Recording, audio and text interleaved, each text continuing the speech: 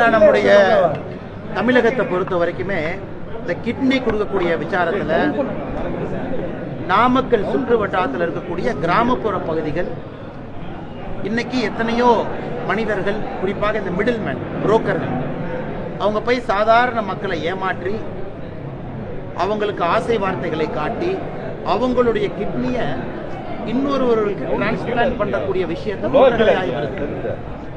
ஆனால் இந்த முறை நடந்திருக்கக்கூடிய விஷயம் இன்னும் பூதகரமாக திராவிட முன்னேற்ற கழக கட்சியை சார்ந்திருக்கக்கூடிய முக்கிய நிர்வாகிகள் சில பேர் அந்த புரோக்கர்களுக்கு உறுதுணையாக, ஏன்னா அதை பொறுத்தீங்கன்னா அரசாங்க மட்டத்தில் கீழே இருக்கக்கூடிய தாசில்தாரிலிருந்து பல இடத்துல அப்ரூவல் சர்டிஃபிகேட் தேவைப்படுகிறது. குறிப்பாக பிளட் டோனராக இருக்கணும், குறிப்பாக பணம் வாங்காமல் அவங்க கொடுத்துருக்கணும்.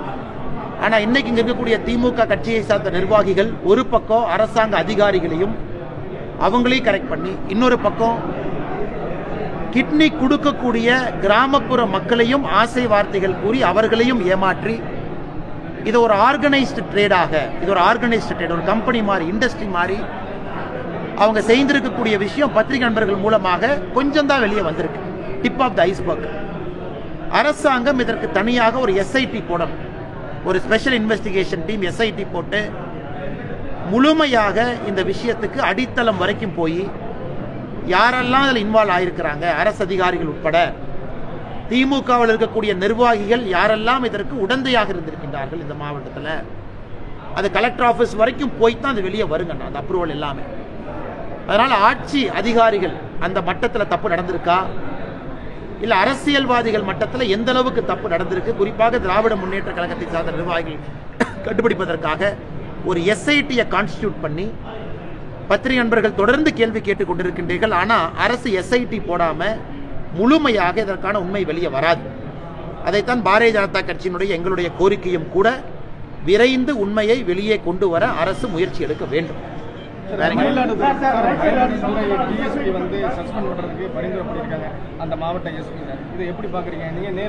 அந்த மாவட்டத்தினுடைய காவல்துறை கண்காணிப்பாளர் அவர்கள் மயிலாடுதுறையினுடைய டிஒய்எஸ்பி ப்ரொஹிபிஷன் விங் அவரை சஸ்பெண்ட் செய்வதற்கு நேற்று உத்தரவு பிறப்பித்திருப்பதாக டிவி மூலமாக நாங்கள் பார்க்குறோம்.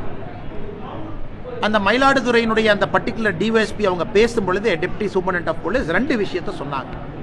எனக்கு தெரியும், ஒரு சீருடையில் இருக்கக்கூடிய ஒரு அரசு பணியாளர் பத்திரிகையில் பேசக்கூடாது என்பது எனக்கு தெரியும். ஆனால் இன்னைக்கு நிலைமை அதையெல்லாம் தாண்டி போயிடுச்சு. அதனால தான் நானே உங்ககிட்ட பேசுகிறேன். என் வீட்டிலிருந்து அலுவலகம் வரை நான் நடந்து சென்ற பொழுது எந்த பத்திரிகையும் நான் கூப்பிடல, நீங்கள் கவர் பண்ணுங்க நான் கூப்பிடல. அவர் சொன்னது. இன்னைக்கு நான் பத்திரிகை நண்பர்களை அழைத்து ஒரு பிரஸ் மீட் நடத்தும் அளவுக்கு நான் தள்ளப்பட்டிருக்கேன்னா, ஆட்சி அதிகாரத்தில் இருக்கக்கூடிய அதிகாரிகள் எந்த அளவுக்கு என்னை துன்புறுத்தி இருக்கிறாங்க. காவல்துறை கண்காணிப்பாளர் அவருடைய அலுவலகத்துக்குள்ள என்னை கூப்பிட்டு, நீ நிமிர்ந்து நிற்க கூடாது, நீ இப்படி இருக்கணும், இப்படி இருந்தால் கையை உடைச்சிரு, விரலை உடைச்சிருவேன்னு சொல்றாரு அவர் சொன்னது. அடுத்தது இன்டெலிஜென்ஸ் விங்கில் இருக்கக்கூடிய உயர் அதிகாரி, சட்டம் ஒழுங்கு அதனுடைய ஏடிஜியாக இருக்கக்கூடிய உயர் அதிகாரி, இவங்கெல்லாம் என்னை துன்புறுத்தி இருக்கிறாங்க அப்படிங்கிற பல விஷயங்கள் சொல்லும் பொழுது எதையுமே விசாரிக்காம குற்றம் சாட்டி இருக்கக்கூடிய அதிகாரியை ஒரே நேரத்தில் பணியிடை மாற்றம் செய்து சஸ்பெண்டும் பண்ணுவது எந்த விதத்தில் நியாயம்? இரண்டாவது, அந்த அதிகாரியை பொறுத்தவரை அந்த ப்ரொஹிபிஷன், குறிப்பாக இந்த கள்ளச்சாராயம் என்ஃபோர்ஸ்மெண்ட், இதில் 1200க்கு மேற்பட்ட வழக்குகள் பதிவு செய்து 700க்கு மேற்பட்டவர்களை கைது பண்ணியிருக்கிறாங்க. அது ஓப்பன் ரெக்கார்ட், அதையும் நம்ம பார்க்குறோம். இன்னொரு புறம் இந்த சம்பந்தப்பட்ட டெபுட்டி சூப்பரண்ட் ஆஃப் போலீஸ், இவர் மீது இதற்கு முன்பு இது போன நடவடிக்கைகள் யாரும் அரசு எடுத்ததாக தெரியல. அப்படின்னா ஒரு ஹானஸ்ட் ஆஃபீஸரா இத்தனை காலமாக இருந்திருக்கிறாங்க. அதுவும் இவருடைய ஜீப்பை எடுத்துக்கிட்டதுக்கு அவங்க சொன்ன காரணம், முதல் நாள் இல்லை சிஎம் வர்றாங்க அதுக்கு வேணும், இன்னொரு நாள் உயரதிகாரி கொடுக்கணும். எப்போ தமிழகத்தில் நேர்மையாக இருக்கக்கூடிய அரசு அதிகாரி யூனிஃபார்மோடு ரோட்டில் நடந்து சென்று அவருடைய அலுவலகத்துக்கு போகிறாங்களோ அன்னைக்கு அட்மினிஸ்ட்ரேஷன் கொலாப்ஸ் ஆயிடுச்சுன்னு அர்த்தங்கய்யா. எனக்கு அதை தாண்டி நைட் ரவுண்ட்ஸுக்கு கூட வண்டி கொடுக்காம 2 வீலரில் போய் நைட் ரவுண்ட்ஸ் ஒரு அதிகாரி பார்க்கும் அளவுக்கு அவலம் இருக்கு. மூன்றாவதாக, அதிகாரி ஒரு விஷயத்தை சொல்லியிருக்கார், அவர் சொன்ன விதம் சரியா தப்பா அது வேற. பத்திரிகை நண்பர்களை யூனிஃபார்ம் அதிகாரி சந்திக்கலாமா? அவரே சொல்றாரு சந்திக்க கூடாது தான். ஆனால் வேற வழி இல்லாமல் பத்திரிகை நண்பர்கள் நான் சந்திக்கிறேன். ஏன்னா நியாயத்தை யார் கேட்பாங்க? பத்திரிகை மூலமாக தான் என் நியாயத்தை நான் சொல்லணும். அப்படி இருக்கும் பொழுது குற்றச்சாட்டை எந்த விதத்திலும் கூட ஹேண்டில் பண்ணாம, ஆராயாம, உயரதிகாரி ஒரு ஐஜியோ என்னமோ அவங்க லெவலில் ஒரு என்கொயரி நடத்தாம ஒரு சாதாரண ஒரு அதிகாரியை சஸ்பெண்ட் பண்ணுவது முற்றிலும் முரணானது. ஏன்னா இவருக்கு அப்பீல் மெக்கானிசம் இருக்கு, கோர்ட்டுக்கு போகலாம், ஸ்டே பண்ணலாம், அது வேற பக்கங்கண்ணா. ஆனால் மக்கள் இதை பார்க்கும் பொழுது நமக்கு இது நம்பிக்கை கொடுக்கல. அதனால் அரசு, குறிப்பாக முதலமைச்சர் அவர்கள், ஏன்னா அவர் தான் உள்துறை அமைச்சராக இருக்கிறாங்க தமிழ்நாட்டை பொறுத்தவரை, ஹோம் மினிஸ்டர் யாருன்னா அவர் முதலமைச்சர் தான். அவர் நேரடியாக இதில் தலையிட்டு அந்த சம்பந்தப்பட்ட டெபுட்டி சூப்பரண்ட் ஆஃப் போலீஸ் அவர்களுக்கு நியாயமும் நீதியும் கொடுப்பதற்கு உதவி செய்யணும். ஆனால் சர்ச்சை ஒன்றும் இல்லை, கருத்து எல்லாமே சொல்லியாச்சு. எல்லாருடைய கருத்தும் பொதுவெளியில் இருக்கு. இதில் சர்ச்சைக்கெல்லாம் ஒன்றுமே இல்லை. எல்லோரும் ஒரே புள்ளிகள் இணைந்திருக்கின்றோம். திராவிட முன்னேற்ற கழகத்தை வீழ்த்த வேண்டும் என்கின்ற ஒரே புள்ளிகளை இணைந்திருக்கின்றோம். அது எப்படி இருக்கணும், வருகின்ற காலம் எப்படி இருக்கணும், தேர்தலுக்கு முன்பு எப்படி இருக்கணும், தேர்தலுக்கு பிறகு எப்படி இருக்கணும், சம்பந்தப்பட்ட தலைவர்கள் பேசுவார்கள்.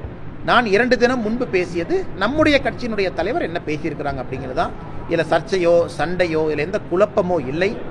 எங்களை பொறுத்தவரை திமுக அகற்றப்பட வேண்டும் என்கின்ற விஷயத்தில் ஒன்றாக நிற்கும் பொழுது குழப்பம் எங்கிருந்து வருங்கண்ணா? பேசும்போது கூட பாஜக ஆட்சிக்கு வரும் அப்படிங்கிற மாதிரி.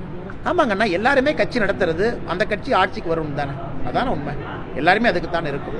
ஆனால் இன்னைக்கு 2026 நாம் அறிவித்திருக்கின்றோம். 2026 யார் தலைமையிலான கூட்டணி, யார் கூட்டணியினுடைய முதலமைச்சர் வேட்பாளர் எல்லாமே அறிவிச்சிருக்கிறோம். அது 2026க்கு மிகச் சிறப்பாக பொருந்தும்.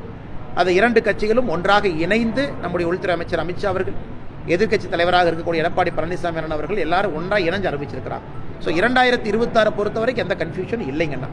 அதே நேரத்தில் திமுகவை அகற்ற வேண்டும் என்கின்ற ஒரு ஒற்றை இலக்கில் இருக்கும் பொழுது குழப்பமும் இருப்பதாக நான் பார்க்கிறேன்.